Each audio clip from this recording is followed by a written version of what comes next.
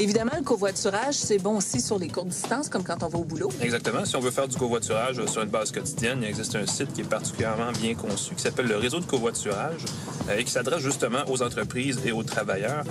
C'est un site qui a justement des ententes avec des entreprises comme Hydro-Québec, comme Bell, des universités, des cégeps, qui est aussi ouvert, évidemment, de nouveaux partenariats, donc des nouvelles entreprises qui seraient intéressées à s'inscrire. C'est un site très ambitieux. Le réseau a déjà, d'ailleurs, 25 000 membres et il compte s'étendre dans l'Amérique du Nord. Mais avec 25 000 membres, on peut imaginer que ça va être assez facile de trouver des gens qui vont dans la même direction que nous, dans des grands centres comme Montréal ou Québec. Bien, je connais plusieurs personnes qui ont recours à ce service-là, puis ça fonctionne très, très bien. Mais je me demandais s'il avait calculé les bénéfices économiques, mais environnementaux aussi. Le réseau a justement sur son site un calculateur d'économie, de coûts et d'émissions de CO2.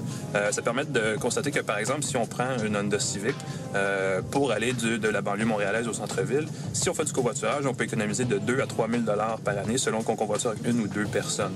Au niveau environnemental, c'est un peu la même chose. Si on reprend la même Civic pour un trajet quotidien d'à peu près 50 km, les économies sont d'environ 2 500 kg de CO2 par an si on covoiture avec une autre personne. Puis c'est évidemment aussi un impact immédiat parce qu'on enlève une voiture de la route, donc on réduit un peu les congestions aux heures de pointe. Finalement, profiter des avantages d'une automobile sans avoir à en acheter une, c'est possible jusqu'à un certain point. Bien, le covoiturage est probablement ce qui s'en approche le plus.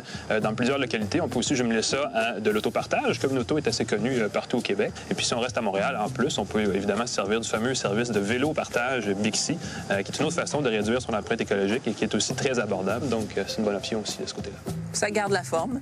Aussi, c'est vrai.